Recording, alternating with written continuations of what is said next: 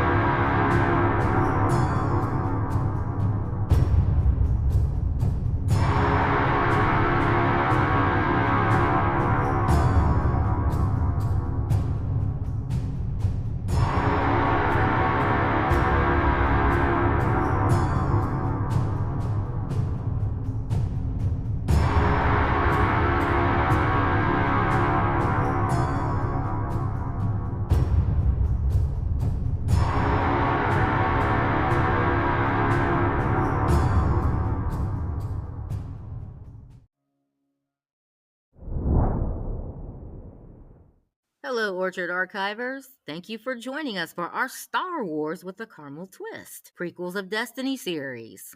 That's right. We're heading back in time to a faraway galaxy for some star-studded entertainment.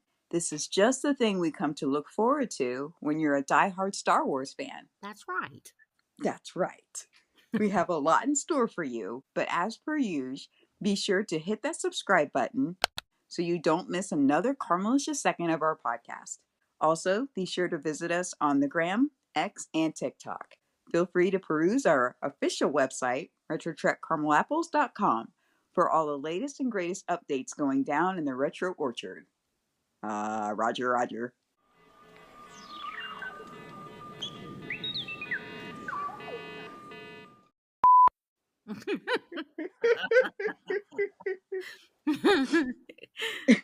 Just in case, we're going to state the obvious. We're excited to continue on with our deep dive into Star Wars.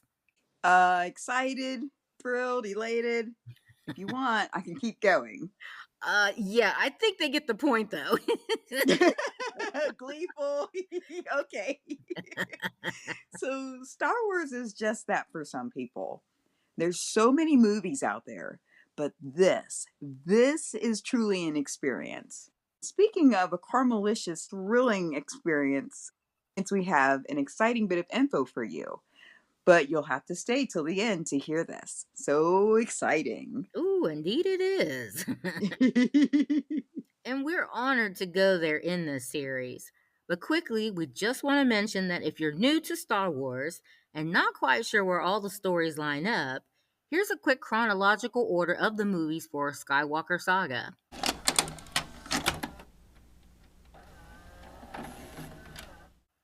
The Phantom Menace, Attack of the Clones, Revenge of the Sith,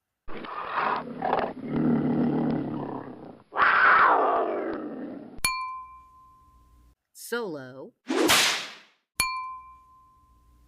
Rogue One, A New Hope, Empire Strikes Back, and Return of the Jedi.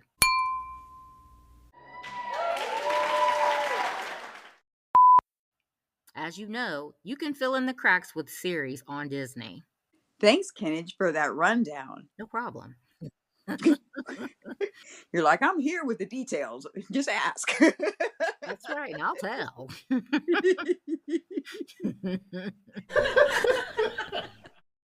We already did a Star Wars edition series right here on the podcast. Within that, we really went deeper into the story that started it all, that being the original 3. Mm-hmm. Episode 4, A New Hope, when it originally debuted, was entitled just Star Wars. Then, for the re-release, George Lucas had Episode 4, A New Hope added in, Yeah. Which it goes without saying, George always added just the right touch to make it even more profound.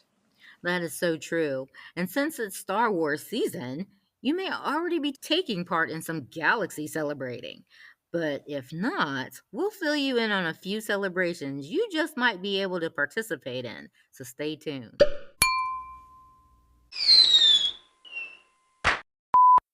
You know, there are some once in a lifetime moments that everyone knows they should take an opportunity to try to experience. Hmm. And attending the opening nights for the original three, we were a bit too young to go to any opening days, um, but can't even begin to express how excited we were that we could attend opening day of the much anticipated The Phantom Menace.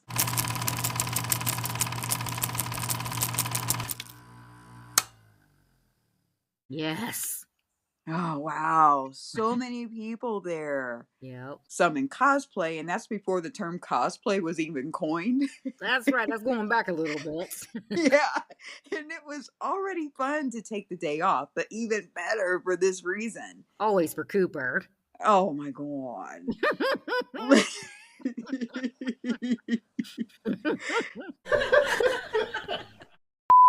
It's like every seat literally was filled.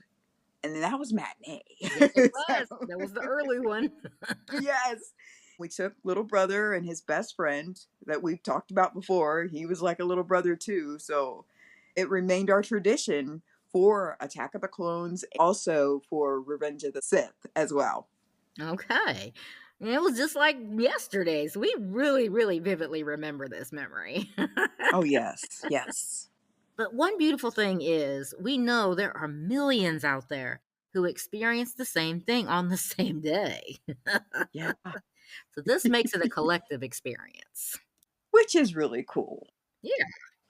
because you don't even know any, you may know some people, but you don't know the vast majority of people out there Uh who huh. feel exactly the same way that you do, Right. but yet you're connected by that. That's really, really, really neat. It's a neat thing to be a part of. What a concept. It really is. But we finally had that moment that we waited for. On that note, do you remember your once in a lifetime moments within the Star Wars universe? Your most profound memories? Please weigh in and share your memories with all of our listeners. These are special and can never be duplicated. That's right. Now, episode 1, The Phantom Menace, one may wonder what exactly does that mean? So, looking back at it today, we know exactly who that was referring to. That's right, Kennage. It's like you can put yourself back in the theater seat and think, wow, this is where it truly begins. And oh, look, Senator Palpatine. Who's this nice guy? He seems to be really like he likes the Queen, the Jedi, Anakin. He's so helpful, not knowing he's the Phantom Menace himself. Yep. And Sidious, from the beginning, was really working behind the scenes, and we get to see it for the first time how much he was involved. Right. We knew to be looking out for this disfigured emperor, Darth Vader's master, but now we see how much he was truly involved before his introduction in episode 5. Yeah, and working all sides. The only movie we didn't see him out of the original six was episode 4, wasn't it? Yeah, the year is 32 BBY. BBY is before the Battle of Yavin. This was a significant battle within the Galactic Civil War. Yavin is where Luke Skywalker destroyed the Death Star. This pivotal moment made such an impact for them. They built a calendar around it, Yeah.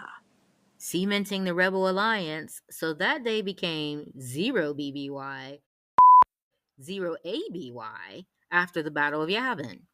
Episode 4, 0 BBY, 0 ABY, and episode 5 was 3 ABY.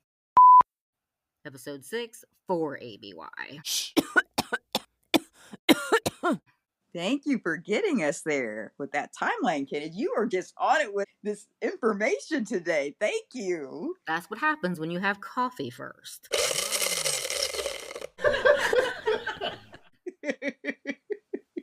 With a caramel twist. That's right. Blah! That sounds delightful, actually.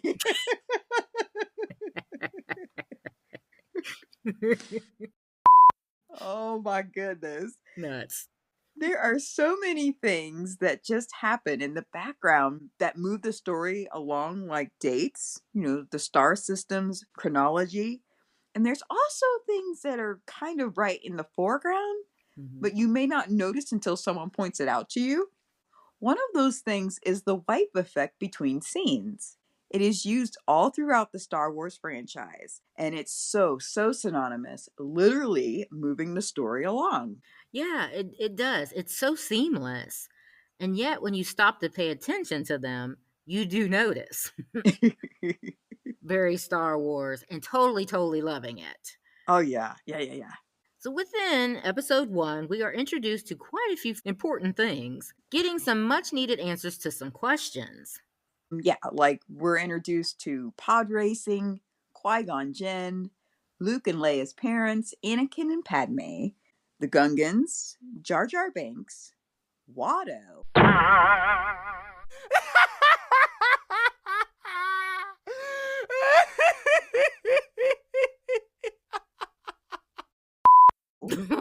Me.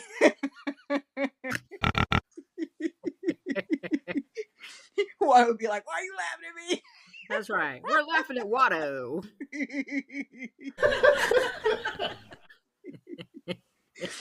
And a young Obi-Wan, the Jedi Council, and the burning question, what are midichlorians?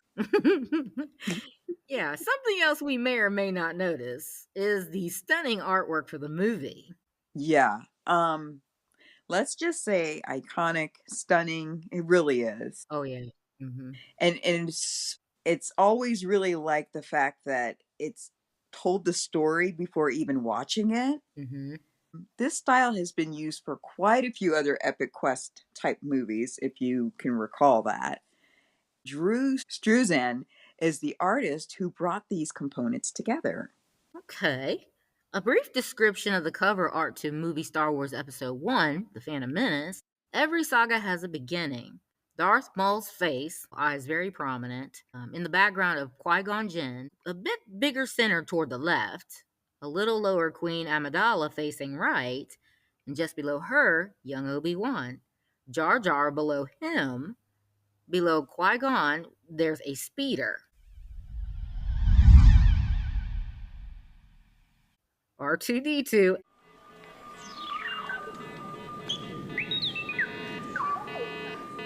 and C3PO.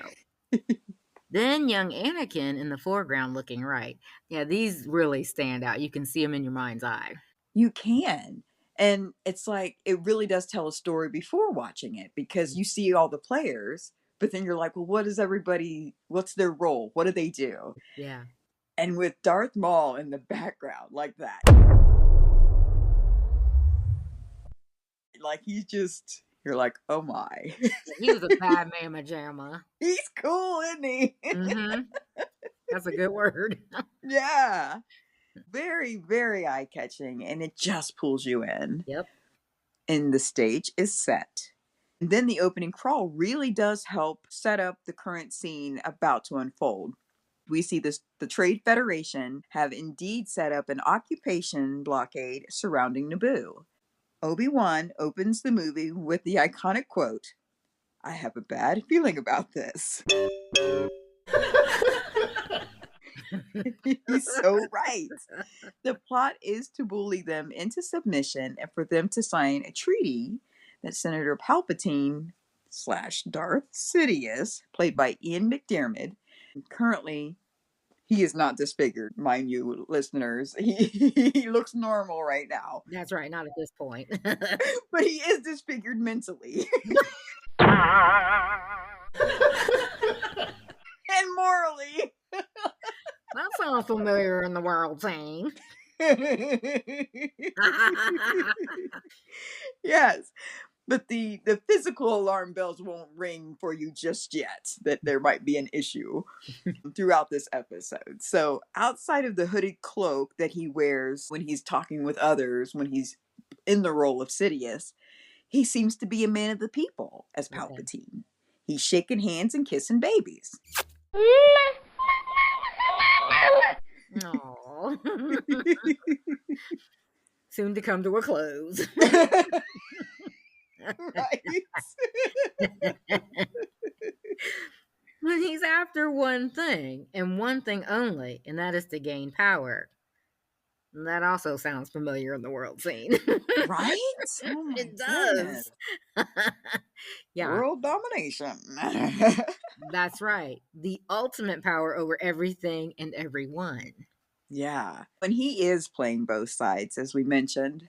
But much to his chagrin, the current Supreme Chancellor has dispatched 2 Jedi, Master Qui-Gon Jinn, which is played by Liam Neeson, and his Padawan young Kenobi, played by Ewan McGregor, to lead negotiations with the Trade Federation, as they had set up an illegal blockade, which led to much distress to Amidala and Senator Palpatine's planet of Naboo. Don't you just love it when someone overshares? Like trying to declare their innocence before anyone has maybe even called them guilty? So the Viceroy, he's like, as you know, our blockade is perfectly legal. Cough, cough. Sure it is. Whatever, Gunray. It's like the fact that you even have to say that, there's problems. Major problems. You're so right, Coop. But as the Jedi are seated, Cloaked Palpatine gives the order to the Viceroy to take them out. As the room fills with poison smoke,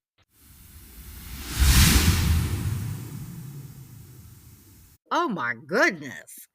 Who farted? No, I'm just kidding.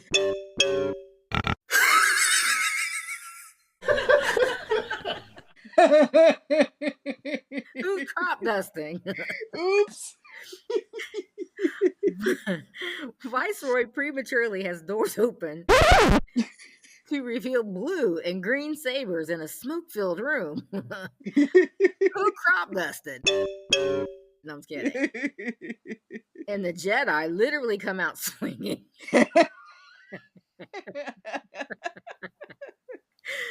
The battle droids prove no match for these Jedi. Oh my goodness. You're right up, Kenneth. Just a little bit.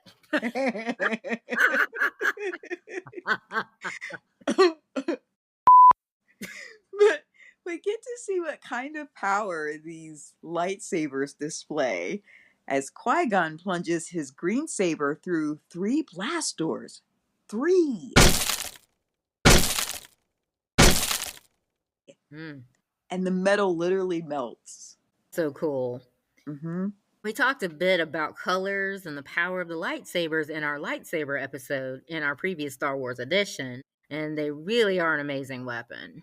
Again, you know, we talk about continuity of Star Wars, and it really is on point. Mm-hmm. Lightsabers really are amazing. Mm-hmm. After so much mayhem on the Trade Federation ship, the 2 Jedi slip away and make their way to the planet of Naboo and pick up Jar Jar Binks, Ahmed Best, Queen Amidala, played by Natalie Portman, and her decoy handmaidens, and Captain Panaka, Hugh Quarcy. After the escape, Nubian ship has taken on heavy fire, and R2-D2 has been introduced and saves the shield supply coupler.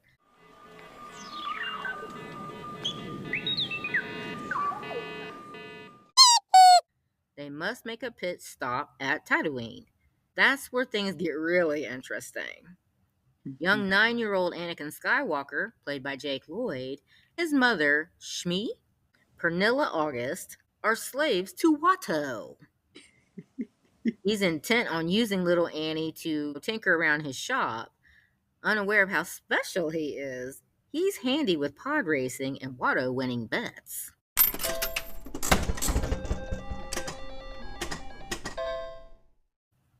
My goodness. I love the fact that R2D2, this is his first time being seen in the original part of the story, going back all this way. Like, here Anakin didn't even know him yet, so that's kind of cool. He was around. He's so cute. So cute.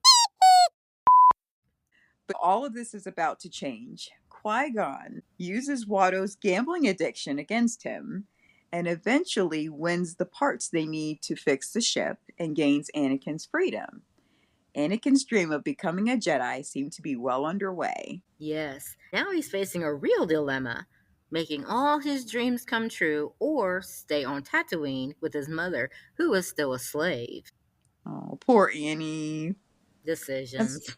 Yeah, and that's such a hard choice, right? I mean, yeah. you stay here and you're still a captive, and there's really nothing you could do about his mom's fate at this point. So yeah, it really, really sucks. It does. But the Queen needs to get to Coruscant, and the ship is repaired. Qui-Gon and Anakin are almost to the ship, ready to take off, when out of nowhere, Darth Maul shows up and battles for the first time with Qui-Gon. Red and green sabers clashing together. This will not be their last battle. Yeah, this battle is pretty epic. We're happy that Annie is free, but you feel bad for him. I mean, you really can tell how much Annie misses his mama. Yeah. I mean, he's definitely not numb to his sadness in leaving her in a slave state. After all, he is promised to return and free her. Fast forward to their desperate arrival at Coruscant. Palpatine and the Supreme Chancellor greet decoy Amidala, Padme, Jedi, Jar Jar, and crew. Palpatine is playing the long game with his kindness and sympathy to the Queen and their people, truly bending her ear. Meanwhile, the Jedi report back to the Jedi Council about the duel on Tatooine with the dark-cloaked stranger trained in the Jedi arts. They reason it can only be a Sith, but this seemed impossible since they've been extinct for a millennium. Mace Windu, a powerful master Jedi, seems to think the Sith would have left a calling card.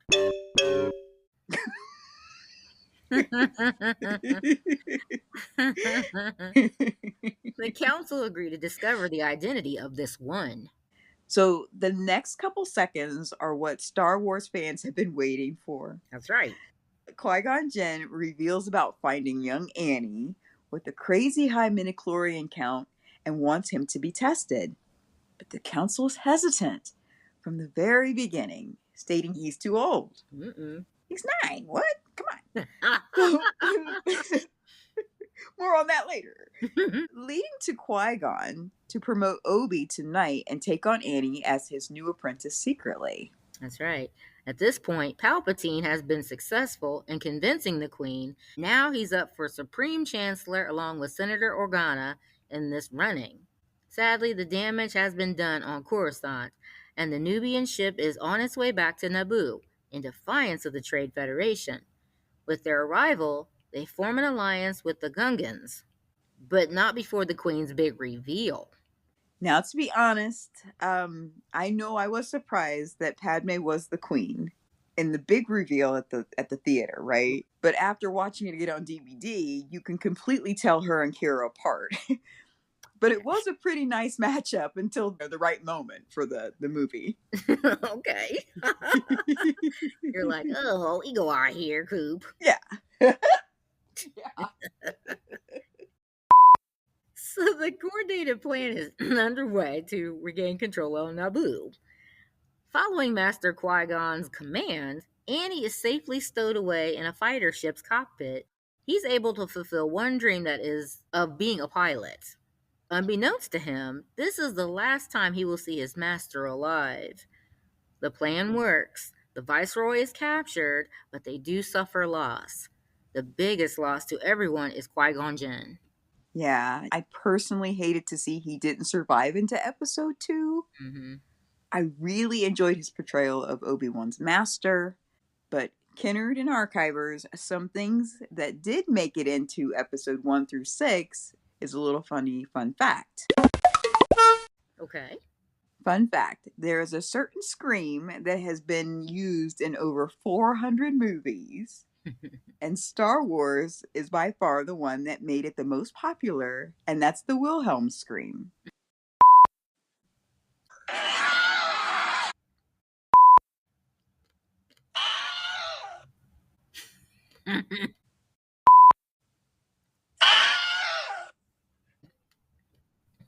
Now, be honest, have you counted how many times you've heard this infamous scream in Star Wars? Yeah, and other movies, as you said. That is insane. Oh my goodness, yes. It's totally recognizable. That scream is like, that is the OG. It really is. I actually didn't know it had a name, though. I've heard it even in 3D cartoons and stuff. I've heard it in there. Isn't that crazy? Yep. It's been around a minute. Man, that's an interesting fun fact you shared there, Coop. That is really interesting. So it definitely made its way in all of George's Star Wars' offerings. Mm-hmm. Yes. But also, I agree about Qui-Gon Jinn. He was intriguing. He was. After his being slain, Obi-Wan comes at Darth Maul and just takes him out completely. So no episode 2 for him. Yeah, that's the end of that. Yes. And he accidentally, on purpose, destroys the mothership of the Viceroy, which subsequently shuts all the droids and ships down on Naboo. He's hailed as a hero, and Obi-Wan is ready to keep the promise he made to his dying master, to train Anakin Skywalker. Yeah, I love it when he's in the cockpit and he's like, oops. It's like, it does not sound like an accident. Well. But it's really cool to see the build up to the part of the story we already knew and loved. Mm-hmm. This episode is pivotal and much needed. Palpatine has received his big promotion and arrives on his home planet of Naboo. He's now been introduced to Skywalker, to which he says, "And to you, young Skywalker, we'll watch your career with great interest." Oh, God. Yeah, that's an understatement if I've ever heard one. Yeah, absolutely. It's like, now's your chance to run, Annie. Run for the hills.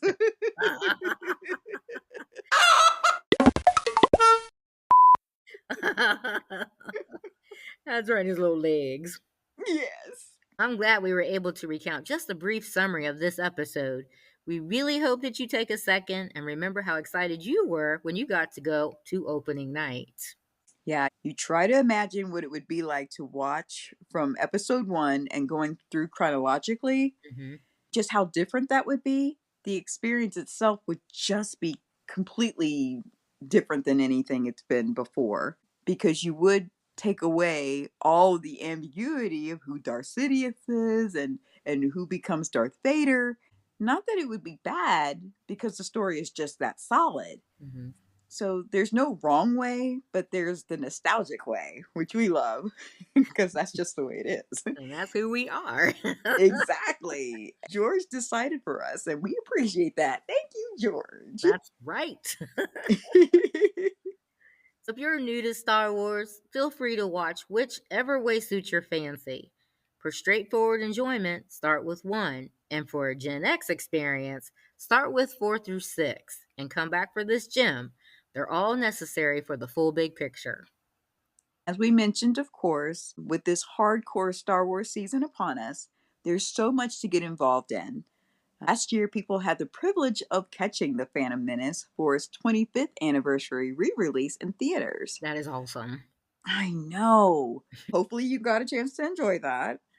Disney began Star Wars Night April 8th, 10th, 22nd, 24th, and 29th.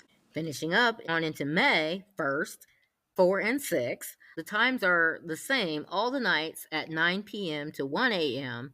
Price starts $169, and that's for 3 years and up. Oh boy.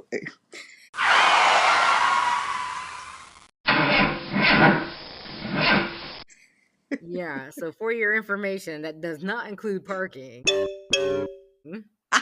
Wow, so plan accordingly. That's right. Hopefully you have everybody 2 and under. That's right. Yeah. So there's going to be tons and tons of fun stuff. And the nice thing is, it will resonate with wherever you fall in the Star Wars lineup. Because what gets you there is the love for what started it all. Hmm. George Lucas's ultimate sci-fi fantasy adventure. Love it. Oh, yeah. Even though peace was declared loudly from the steps of the Naboo palace, we can't help but think about the secret conversation between two Jedi. Always two there are. No more, no less. A master and an apprentice. But which one was destroyed, the master or the apprentice? Stay tuned, Orchard Archivers. An apprentice spot just opened up. Here is the big announcement we have for you, and we hope you stay till the end. So for that juicy treat, Star Wars Episode 3, Revenge of the Sith, will be re-released in theaters to an extremely excited fan base. No words, right? This is amazing. Yeah, but we're not surprised because this is the 20th anniversary of Revenge of the Sith. Here's the catch. It's limited release in a couple ways. As of right now, it's only going to run for 1 week, starting April 25th. The other is that it's limited in theaters, too. Oh. So, yeah, you're going to have to keep your eyes peeled for a location near you, hopefully. Do your best to catch this memorable moment. We sure will. That's right. We're already there. Oh, dear. That's it for this week's Orchard Trek Retro. Rest assured, we're just getting started. Need a podcast to listen to on the way to Tashi Station to pick up power converters? Maybe one not fluid and botchy? Plug into the Retro Orchard as Kennedy and Cooper share more retro goodness in our Star Wars with a Caramel Twist Prequels of Destiny series. We have a good feeling about this.